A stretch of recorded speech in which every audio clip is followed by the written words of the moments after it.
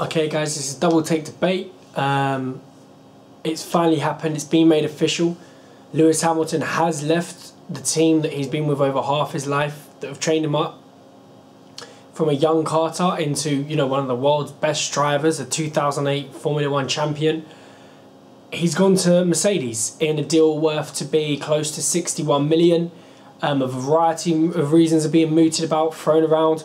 You know, is there money in it for Simon Fuller, the management team behind Lewis Hamilton? You know, they get more image rights. Did Lewis Hamilton want to spread his rings and take a challenge?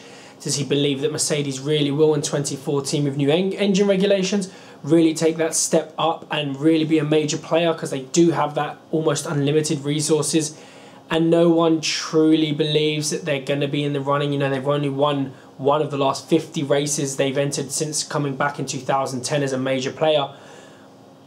So what the reasons are behind Hamilton's decision aren't quite clear specifics. We know he's been in and out of arguments with McLaren.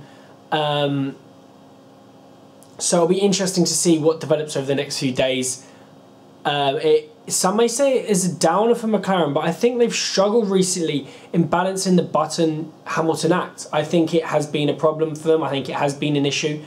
And it'll be very, very interesting to see now how Button and Hamilton's careers go now that they're apart, now that they can enter every single race as the guaranteed #1 driver, as the guy that can look to win the race, not have to worry about competing with his own teammate.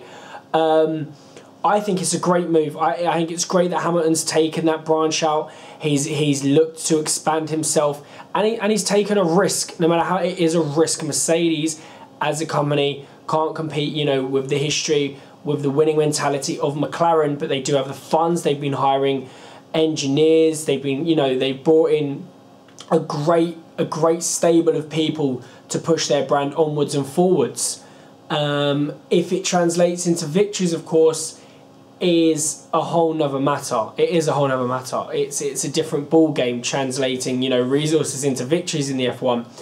But it should be interesting. I think it will bring the F1 some excitement, some transfer news, as it was in the F1, which isn't generally, you know, at the forefront. And when it is, it's just one-offs here and there. It seems Hamilton's gone out in good grace when he retired recently in Singapore. He talked about how great the car was, no ill will. So I think it's all done. It's there. It seems like he's left hopefully on respectful terms, because he has been with them for such a long time, McLaren. But I think it's great for the sport. I think it brings excitement, it brings something new, it brings a Button-Hamilton genuine rivalry to the forefront now, racing in separate cars. And it should be really interesting to see next season how Hamilton handles in this Mercedes car and what exactly they can give him to work with. I know 2014 is when they're aiming to really make a push, but I wouldn't be surprised if they try from next year onwards to really make a serious dent if they really believe that Hamilton's that missing piece they had. On a side note, what this means for Michael Schumacher, he's probably done now. I would imagine, as Rosberg's going to be Hamilton's partner over at Mercedes.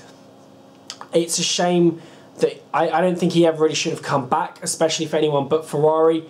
And not quite the graceful ending, if it is the ending to his career. But yeah, some big F1 news. I'd love to know what you guys have made for it. Has Hamilton made the right choice? What does it mean for Jenson Button? And, you know, where do we go from here? Anyway, Double Take Debate. Make sure to subscribe on YouTube, like us on Facebook, check out the website, and enjoy the rest of your days in the Ryder Cup, guys.